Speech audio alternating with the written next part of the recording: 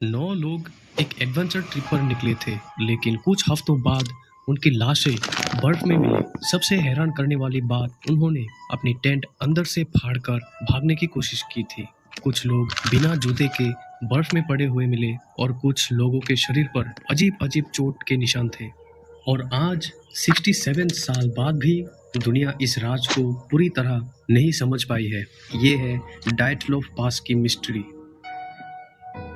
नमस्कार दोस्तों, आज हम बात करेंगे दुनिया के सबसे डरावने और अनसॉल्व मिस्ट्रीज में से एक ऐसा राज जिसने साइंटिस्ट, इन्वेस्टिगेटर्स और कॉन्स्पिरेसी थ्योरिस्ट सबको उलझा दिया। चलिए शुरू करते हैं आज का वीडियो।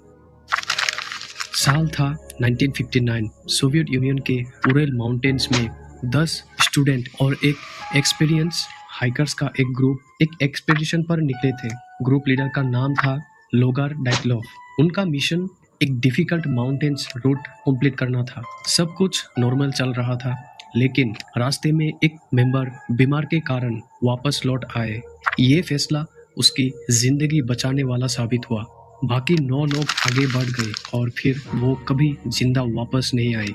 जब कई दिनों तक उनसे कोई कांटेक्ट नहीं हुआ तो सर्च ऑपरेशन शुरू किया गया। सर्च टीम बहुत ढूंढते ढूंढते पहले उनका टेंट मिला, लेकिन टेंट देखकर शॉक हो गए।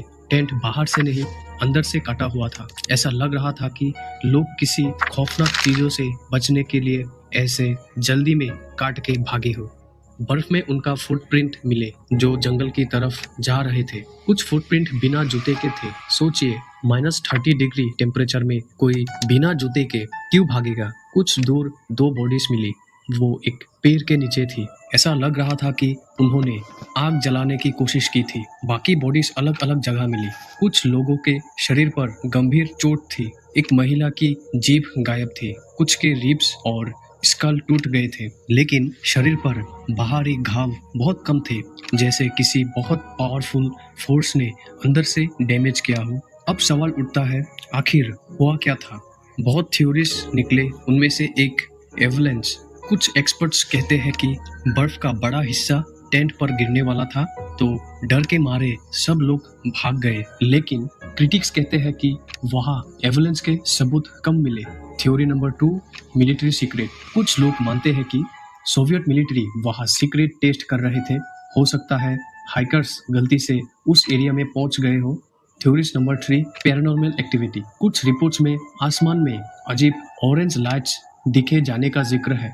इसी वजह से एलियंस और पैरानॉर्मल थ्योरीज भी फेमस हुई, लेकिन इनका कोई पक्का सबूत नहीं मिला। Theories number 4, infrasound.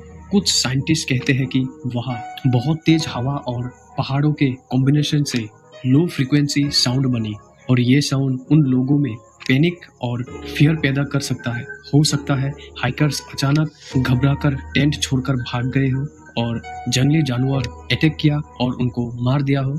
आज भी डाइटलॉफ पास मिस्ट्री पूरी तरह सॉल्व नहीं हुआ। कई इन्वेस्टिगेशंस हुई, कई थ्योरी सामने आई, लेकिन उस रात उराल माउंटेन्स में असल में क्या हुआ था, ये राज शायद हमेशा राज ही रहेगा। आपको क्या लगता है, बर्फ गिरना, जंगली जानवर अटैक करना या सीक्रेट मिशन? कमेंट करके जरूर बताइए। और ऐसे ही हिस्ट्री और मिस्ट्री के वीडियोस देखने के लिए इस चैनल को सब्सक्राइब करना ना भूलिए। मिलते हैं अगले वीडियो में। Thank you.